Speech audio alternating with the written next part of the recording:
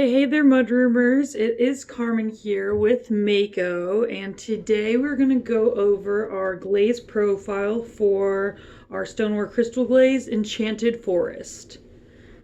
As with all of our Stoneware glazes, they are available in 16-ounce pints for brushing, as well as 5-pound dry bags for dipping, and in particular for Stoneware Crystal glazes, we recommend pouring.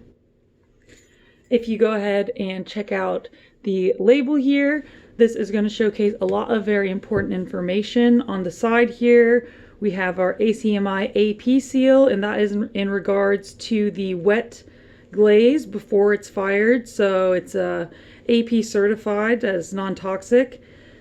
The dinnerware safe symbol here. All of our Stoneware glazes are food safe, but we do denote their suitability for contact with food surfaces right here. Our lot number is something that you're going to want to take note of if you do want to report anything to technical, if you have any issues.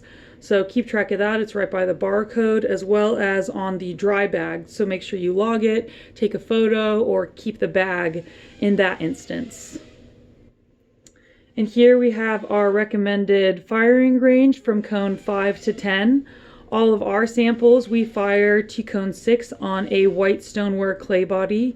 So anything outside of that could possibly have variation. So as always, we do recommend testing. And then on the side here, we just have some firing results, application instructions, suggestions and tips, as well as safety information.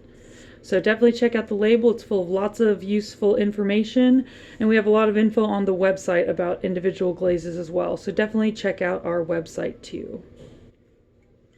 Today for our tile review, while I'm doing that, I do want to be applying some of Enchanted Forest onto a tile just to showcase good brushing application with this product. I typically use our RB144 number 4 fan, but I also do recommend using our 140 number 8 fan. Both are really nice for applying glaze. They have soft bristles, so they plump up really well, and you can apply a decent amount of product with minimal amount of effort. A lot of synthetic brushes will kind of scrape the glaze across the surface, and what I like to think of is layering it on kind of like peanut butter. I want to thicken up the material and the product on the surface. So it's going to work a little bit different than using paint. So as you can see, I like to plump up my brush really well. It's almost dripping off the surface here, or literally dripping off my brush. I'm just going to apply this kind of like I did on these tiles with 1, 2, and 3 coats. So there we go. There's one nice coat on there.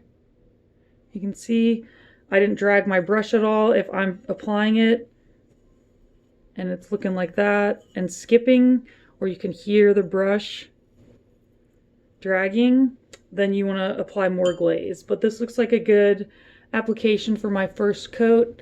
See how it's staying nice and saturated? It's not drying immediately. That's another sign that I put on a nice good coat. So this I'm going to have kind of looking similar to this, so I have 1, 2, and 3 coats. All right, so to the tiles.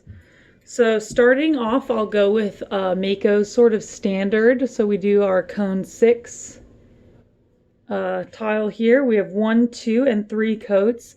As you can see, the color saturation as well as the crystal level increases with each coat. This glaze is a nice charcoal gray that builds up as you apply the glaze, and it breaks really well over texture. This base glaze is transparent, so you could see design work underneath it. Of course, design work would show up better underneath 1 coat than it would 3 coats. As you can see, it would kind of cloud it up a little bit. So we've got 1, 2, and 3 coats here, and then on the back I have 3 coats on the whole thing, just on a smooth surface, so no texture to break over or anything like that. And here we have our cone 5 results. So cone 5 and cone 6 here with this glaze in particular look pretty much the same. I can't even really tell a difference. So this glaze matures really well at cone 5, and cone 6 doesn't really change anything much here. So maybe a little bit of the crystal development, actually. If you look here, the crystals are not quite as spread out as they are over here. So maybe not a lot of color change, but a little bit, as you might imagine, a little bit more heat work does melt those crystals a bit more. So cone 5 and cone 6. And then here we'll go to cone 10 reduction. So cone 10 reduction, you do, of course, have more crystal melting, and this base glaze kind of turns a little bluish, which is pretty cool. It still breaks really well over texture and is still translucent for sure. Design work underneath it, I would imagine, might blur a little bit, although this glaze does not really move a lot even at cone 10. So cone 6, very, very stable. Literally does not move at all. So you can be really confident applying nice heavy glaze here. And even at cone 10, I have 3 coats on this tile, and I have a little bit of pooling, but it's barely even bumped up. So I think it would take a lot for this to drip at cone 10. So those are kind of the 3 typical firing temperatures that we take this to. Obviously, anywhere in between is good for you.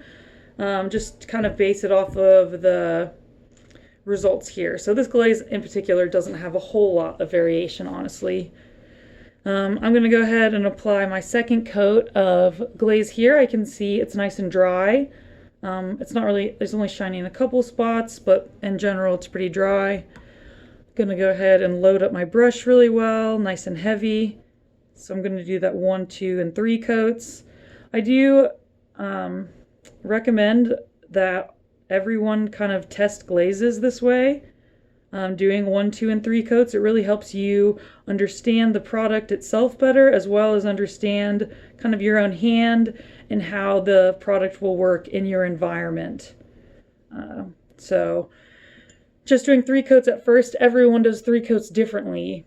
So my 3 coats could be, you know, your 2 coats, or your 2 coats could be, you know, my 5 coats or something like that. So definitely 1, 2, and 3 coats is kind of a nice way to gauge how you apply product, as well as how the product will react in your ceramics environment and in your practice.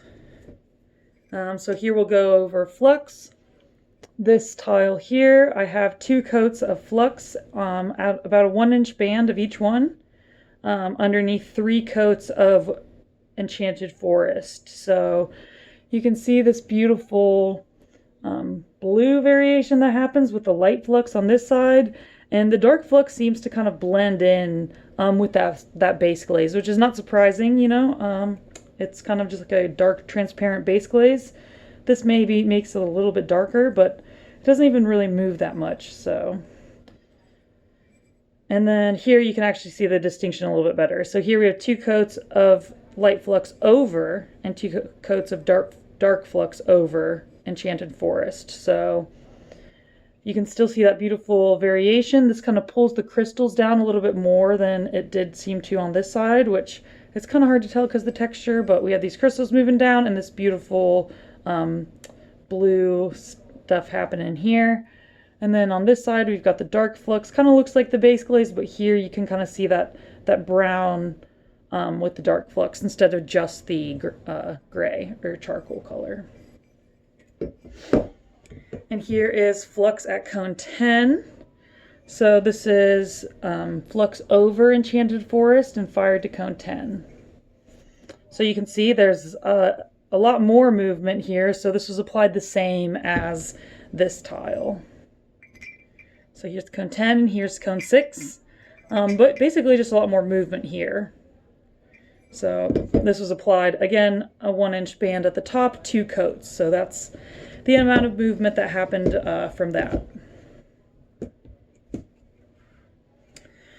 And then here we have our alternative clay bodies. So I've been firing all of our alternative clay bodies to cone 6, and then I'll do a drop hold and a slow cool on that there. And this glaze, you might not need to do that. I think that you would probably be okay with just a hold. This glaze isn't super finicky. So this is speckled brown. This is dark brown.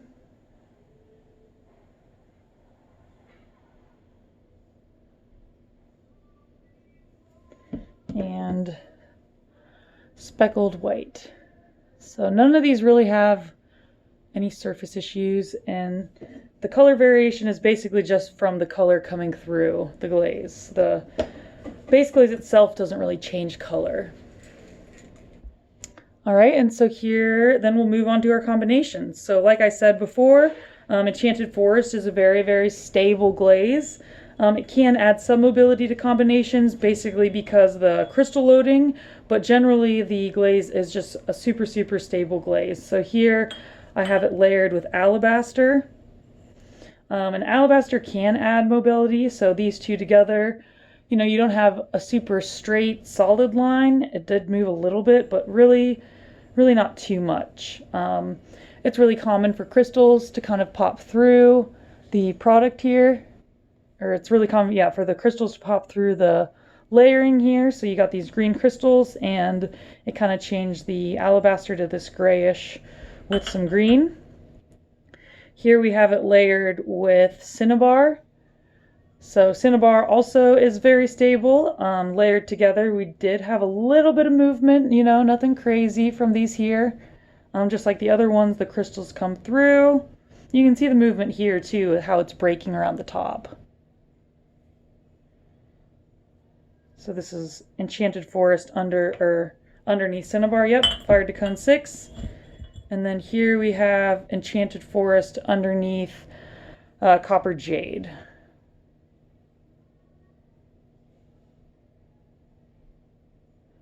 So copper jade can add mobility.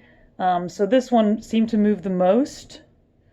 And you get this beautiful kind of purple crystalline coming out. It's really earthy neutrals. It's really nice. So, but yeah, this one has the most movement, but still, again, it's not running off the piece or anything, which is really nice.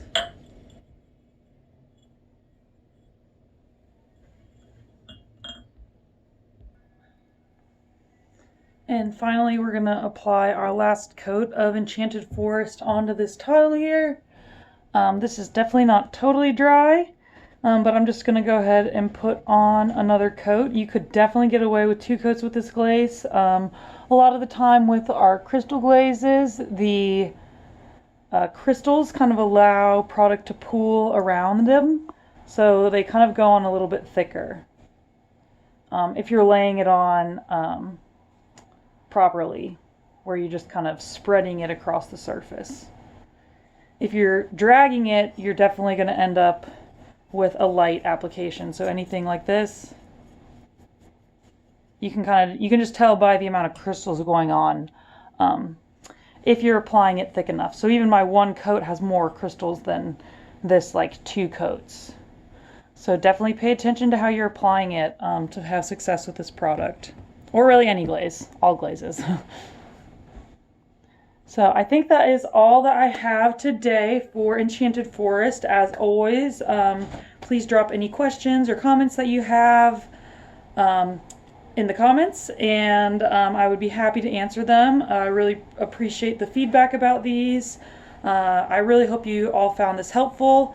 Definitely check out our website. We have a lot of glaze combinations. We have a searchable glaze combo gallery, so check that out for additional information there. And as always, thanks for tuning in today, and make it Mako.